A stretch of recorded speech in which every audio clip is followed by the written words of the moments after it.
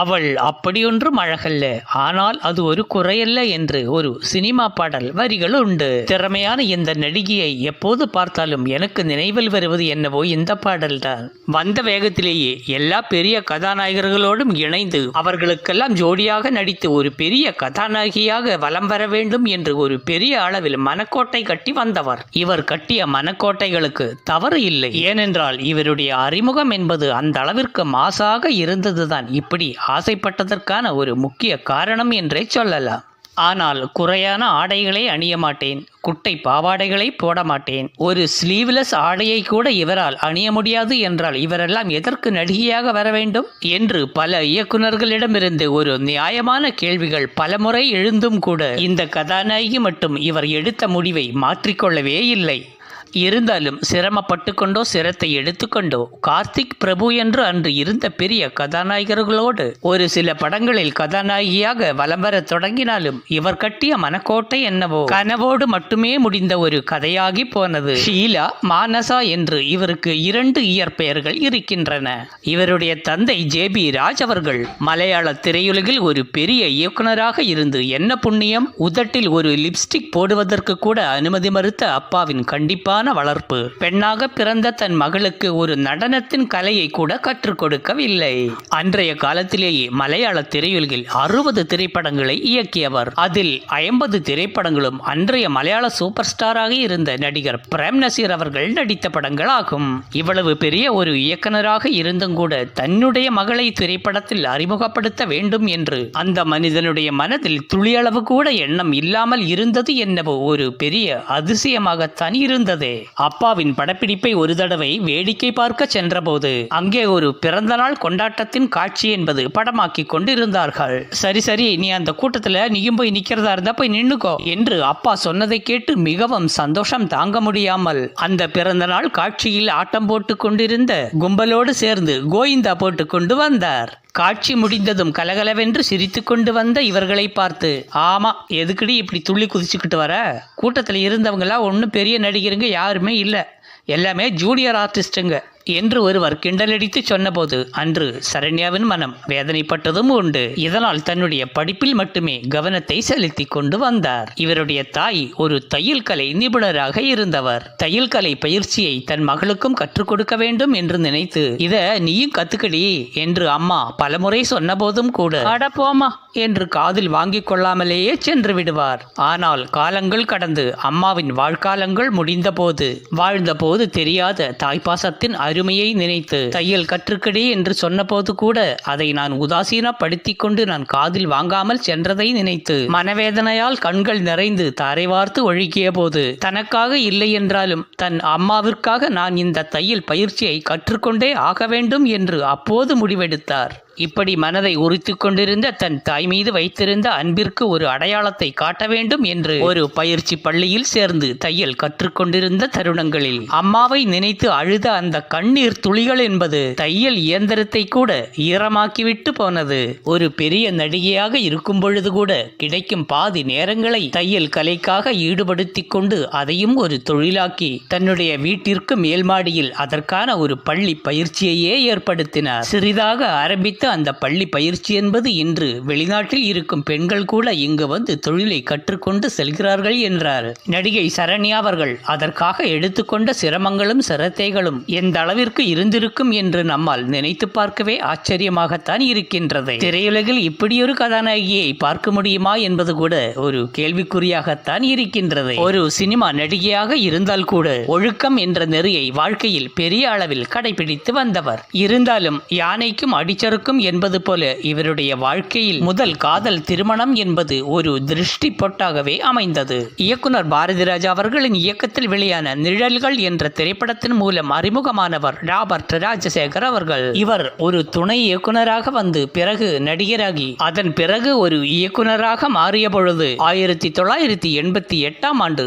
மனசுக்குள் மத்தாப்பு என்ற ஒரு திரைப்படத்தை இயக்கினார். அந்த படத்தில் நடிகர் பிரபுவுக்கு ஜோடியாக கதாநாயகியாக நடித்தவர் நடிகை சரண்யா அவர்கள். அப்போது அந்த படத்தின் இயக்குனர் ராபர்ட் ராஜசேகர் அவர்களுக்கும் நடிகை சரண்யா அவர்களுக்கும் ஏற்பட்ட ஒரு காதல் என்பது ஒரு துரதிர்ஷ்டமாகவே அமைந்தது என்றுதான் சொல்ல வேண்டும். இயக்குனர் இயக்குனரும் நடிகருமாக இருந்த ராபர்ட் ராஜசேகர் அவர்களுக்கு போதை பழக்கமும் அளவுக்கு அதிகமாக புகைப்பிடிக்கும் பழக்கமும் இருந்து வந்தது. திருமணத்திற்கு பிறகு அனைத்தையும் சரிப்படுத்தி விடலாம் என்ற ஒரு பெருந்தன்மையோடு நடிகை சரண்யா அவர்கள் அவரை வாழ்க்கை துணையாக ஏற்றுக்கொண்டார். விளையும் பயிர் முளையிலேயே தெரியும் என்பதைப் போல அவருடைய தனி நிறத்தை ஒருபோதும் தேய்த்து மாய்த்துவிட முடியாது என்பதை வாழ்ந்து கொண்டிருந்த அந்த குறுகிய காலத்திலேயே தெளிவாக தெரிந்து கொண்டார் நடிகை சரண்யா அவர்கள். கட்டிய மனைவியின் அன்பு மட்டுமல்ல, அந்த ஆகாயமே இறங்கி வந்தால் கூட இவரை திரித்துவிட முடியாது என்று காலங்கள் கதை சொன்னதால் நேரம் கடத்தாமல் தன்னை தானே சுதாகரித்துக் கொள்ள வேண்டும் என்று முடிவெடுத்தார் நடிகை சரண்யா அவர்கள். இப்படி தன் வாழ்க்கை ஒரு பாதாளத்தில் விழுந்து பாழாகிவிடக் கூடாது என்பதற்காக அவரை விவாகரத்து செய்து கொண்டு வாழ்க்கையில் அவருடன் இருந்து பிரிந்து வந்தது என்பது இவர் செய்த புத்திசாலித்தனங்களில் மிக பெரிய விஷயம் என்னவென்று கேட்டால் அது இதுவாகத்தான் இருக்க முடியும். ராபர்ட் ராஜசேகர் அவர்களின் வாழ்க்கை என்பது அப்படி ஒன்றும் சிறப்பான வாழ்க்கையாக அமைந்துவிடவில்லை. அவருடைய கடைசி காலகட்டங்களில் கூட அவரை சென்னையில் இருக்கும் வணிக வளாகங்களில் நான் அவரை நேருக்கு நேராக பலமுறை பார்த்தது உண்டு. கைவிட முடியாத மது பழக்கத்தாலும் அளவுக்கு மீறிய புகைப்பிடிக்கும் பழக்கத்தாலும் அவரின் அழகையும் உடம்பையும் சீர்குலைத்து விட்டு வயோதிகத்தை எட்டிய வயது அல்ல அது என்றால் கூட மிகவும் வயதானவரைப் போல அவருடைய தோற்றம் என்பது பரிதாபமாக காட்சியளித்துக் கொண்டிருந்தது. அப்பொழுதெல்லாம் என் மனதிற்குள் நானே நினைத்துக் கொள்ளும் ஒரு விஷயம் என்னவென்றால், நல்ல வேளை இவர்களிடமிருந்து நடிகை சரண்யா அவர்கள் தப்பிவிட்டார்கள் என்று. இப்படி ஒரு பெரிய ஆபத்தான வாழ்க்கையிலிருந்து தன்னை சுதாகரித்துக் கொண்டு வெளியே வந்த நடிகை சரண்யா அவர்களை நினைத்து நான் அந்த நேரத்தில் பெருமையாக நினைத்து பெருமூச்சு விட்டதும் உண்டு. அதே வணிக வளாகங்களில் பொருட்கள் வாங்குவதற்காகவும் அந்த வணிக வளாகங்களின் மேல் பரப்பில் இருக்கும் திரையரங்குகளில் படம் பார்ப்பதற்காகவும் நடிகை சரண்யா அவர்களும் தற்பொழுதைய கணவர் பொன்வண்ணன் அவர்களும் இவர்களுக்கு பிறந்து வளர்ந்து ஆளாகிவிட்ட 2 பெண் குழந்தைகளோடும் குடும்பத்தோடு மகிழ்ச்சியாக வந்து சிரித்து பேசிக்கொண்டே போவதையும் நான் பலமுறை பார்த்து நான் சந்தோஷமாக ரசித்திருக்கிறேன். பெண்களோடு பெண்களாக திரையரங்கு வளாகங்களில் ஒருமுறை நின்று கொண்டிருந்த நடிகை சரண்யா அவர்களை கண்டுபிடிப்பதற்கென்றே ஒருமுறை மிகவும் சிரமமாக இருந்தது. அந்த அளவிற்கு அவர் மக்களோடு மக்களாக இணைந்திருப்பார். வசதியில் ஆடம்பரம் இருந்தாலும் தோற்றத்தில் நம் பக்கத்து வீட்டு ஒரு பெண்மணியைப் போல பேச்சு கொடுப்பவர்களிடம் மிகவும் எளிமையாக பேசக்கூடியவர். அப்பொழுதெல்லாம் இவரும் ஒரு சினிமா நடிகையா என்று நம் மனதிற்குள்ளேயே நம்மை அறியாமல் ஒரு கேள்வியே எழுந்துவிடும். இவரை ஒரு நாடறிந்த நடிகை என்று நாம் தான் சொல்லிக் கொள்ள வேண்டும். ஆனால் அவருடைய மனதில் அப்படி ஒரு எண்ணம் இருக்கிறதா என்றால் அது கேள்விக்குறிதான். நாயகன் படத்தில் அறிமுகமான போது ஆஹா ஓஹோ என்று இனிமேல் எல்லா கதாநாயகர்களுடனும் ஜோடி சேர்ந்து விடலாம் என்று ஒரு நியாயமான ஆசை இருந்தது என்னவோ உண்மைதான். ஆனால் இவரிடம் இருந்த கொள்கைகளை இவர் ஒருபோதும் விட்டு கொடுக்காத காரணத்தினால் தமிழ் திரையுலகம் என்பது இவரை சற்று தள்ளியே நிற்க வைத்து என்றுதான் சொல்ல வேண்டும். ஆனால் அதை பற்றியெல்லாம் ஒருபோதும் கவலைப்படாமல் கணவர், குழந்தைகள், குடும்பம் என்ற வாழ்க்கையை சந்தோஷமாகத்தான் கழித்து வந்தார். இப்படி காலம் கடந்து வந்த ஒரு சீரியல் வாய்ப்பை கூட இவர் வேண்டாம் என்று ஒதுக்கி தள்ளிய போது, எதுக்குமா வேண்டான்னு சொல்ற, சின்ன தெரியோ பெரிய தெரியோ நீ செஞ்சுட்டு இருந்த வேலை தானே, உனக்கு முக்கியத்துவம் இருந்தா அதை நீ பண்ணிடு என்று கணவர் பொன்வண்ணன் அவர்களே இவர்களுக்கு ஒத்துழைப்பு கூறியதால் மீண்டும் களமிறங்கிய நடிகை சரண்யா அவர்களுக்கு பெரிய திரையில் கிடைத்தது என்னவோ அம்மாவிடம்தான். இப்படித்தான் மீண்டும் பெரிய திரையில் சிம்புவுக்கு அம்மாவாக அலை என்ற திரைப்படத்தில் நடித்து மறுபிரவேசம் செய்தார். அதன் பிறகு ராம் என்ற திரைப்படத்தில் நடிகர் ஜீவாவுக்கு அம்மாவாக நடிக்க கிடைத்த கதாபாத்திரம் என்பது இவருடைய திரை வாழ்க்கையில் ஒரு மிகப்பெரிய வரலாற்று எழுதப்போகும் ஒரு ஆரம்ப புள்ளி என்பது இவருக்கு அப்போது தெரியவில்லை.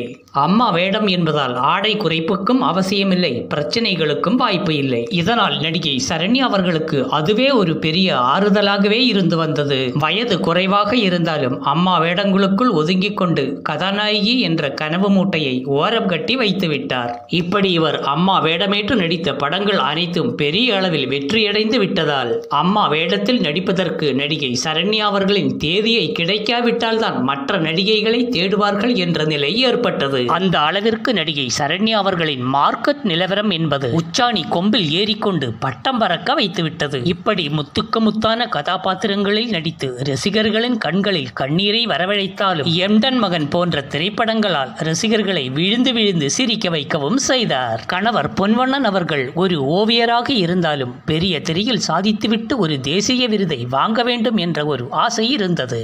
இப்படித்தான் ஆரம்பத்தின் 1992 ஆண்டில் அன்னை வயல் என்ற ஒரு திரைப்படத்தை இயக்கி அந்த படம் அடைந்த படு தோல்வியால் மீண்டும் ஒரு துணை இயக்குனராக வந்த இடத்திற்கே திரும்பி வந்தவர். இதனால் அவருடைய தேசிய விருது கனவு என்பது கனவோடு மட்டுமே நின்று போனது. ஆனால் தன் கணவருடைய ஆசையை நிறைவேற்றிக் கொண்டு நடிகை சரண்யா அவர்கள் தென்மேற்கு பருவக்காற்று என்ற படத்தில் நடித்து அன்றைய வருடத்தின் மிகச்சிறந்த நடிகைக்கான தேசிய விருதை தட்டிச் சென்றார். அதன் பிறகு மாநில விருதுகள், பல பிலிம்பேர் விருதுகள் என்று இவரை தேடி பல புரஸ்காரங்கள் வந்து கொண்டே இருந்தது. தன்னால் முடியாதது தன் மனைவி சாதித்து காட்டினாள் என்று பெருமிதம் கொள்ளும் நடிகர் பொன்வண்ணன் அவர்களும் வாழ்க்கையில் இணைந்தது அவர்களுடைய காதலால் அல்ல, ஒருவரை ஒருவர் புரிந்து கொள்ளும் அந்த புரிதலால் மட்டும்தான். இப்படித்தான் ஒரு தடவை நடிகர் பொன்வண்ணன் அவர்கள், நான் ஒரு படம் பண்ண போகிறேன், அதற்காக உங்களுடைய கால் ஷீட் வேண்டும் என்று கூறி நடிகை சரண்யா அவர்களிடம் தொலைபேசியில் தொடர்பு கொண்டார். சரி, அப்படி என்றால் எத்தனை நாட்கள் தேவைப்படுகிறது என்று கேட்டபோது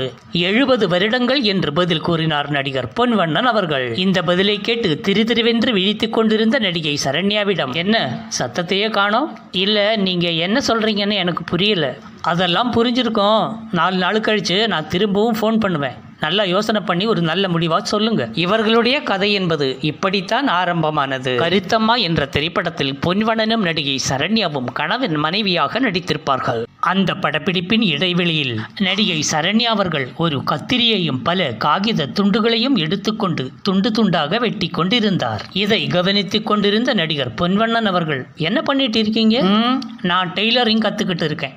அதுக்கு பேப்பரை எதுக்கு துண்டு துண்டா வெட்டி போடுறீங்க? இது உங்களுக்கு தான் பேப்பர், என்னை பொறுத்த வரைக்கும் இது ஒரு துணி. நான் இன்ஸ்டிடியூட்ல கத்துக்கிறது தான் இங்கே ட்ரைனிங் எடுத்துட்டு இருக்கேன். இதை கேட்ட நடிகர் பொன்வண்ணன் அவர்களுக்கு தூக்கி வாரி போட்டது. சினிமாவில் நடித்துக் கொண்டிருக்கும் ஒரு நடிகைக்கு தன் வாழ்க்கையை பற்றி இவ்வளவு பெரிய ஒரு பொறுப்புணர்ச்சியா? எனக்கு மனைவியாக வருபவள் இப்படி இருந்தால் எப்படி இருக்கும் என்று அன்று தோன்றிய எண்ணம்தான் நடிகர் பொன்வண்ணன் அவர்களுக்கு நடிகை சரண்யாவிடம் தொலைபேசியில் தொடர்பு கொள்ள வைத்தது. இருந்தாலும் இவர்கள் இருவரையும் வாழ்க்கையில் சேர்த்து வைப்பதற்காக பெருமைக்குரிய இயக்குனர் திரு பாரதிராஜா அவர்கள் மிகப்பெரிய சிரத்தை எடுத்துக்கொண்டார் என்பது இங்கு மிகவும் குறிப்பிடத்தக்கது.